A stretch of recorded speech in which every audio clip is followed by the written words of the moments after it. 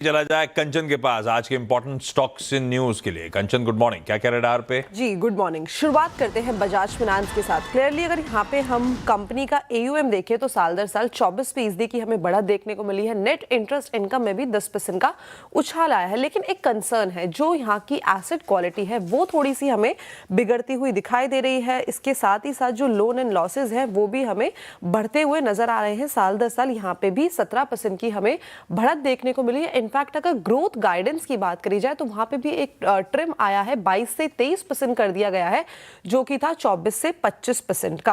तो नंबर्स यहाँ पे मिक्स बैग है।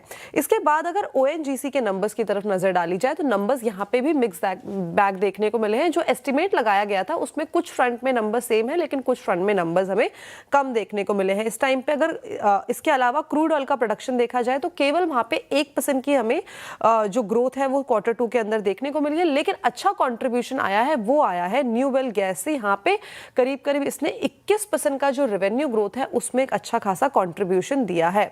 वहीं भी अगर रियलाइजेशन की बात करें तो साल दर साल यहाँ पे 14% की हमें डी ग्रोथ देखने को मिली है।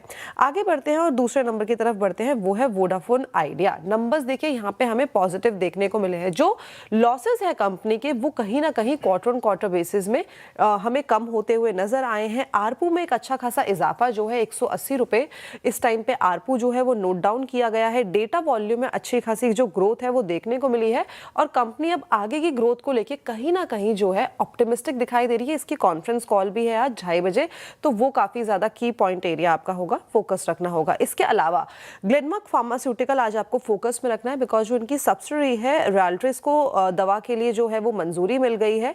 इसके साथ ही साथ अगर हम देखें तो एल्केम लैब आज आपके फोकस में होना चाहिए। कंपनी को बद्धी प्लांट ने यूरोपियन यूनियन की जो जांच हुई थी वहां पे जो ऑब्जर्वेशन है वो आई है और कोई भी मेजर ऑब्जर्वेशन, कोई भी ऑब्जेक्शन यहाँ पे नहीं निकल के आया है। भाई एक इंपॉर्टेंट ब्रिटानिया आज आपके फोकस में होना चाहिए, बिकॉज जो कंपनी के MD एंड CEO है वरुण बेरी, उन्होंने अपनी पद से इस्तीफा दे दिया है। जो रक्षित है वो 15 दिसंबर से इस जो ड्यूटी है उसको संभालेंगे।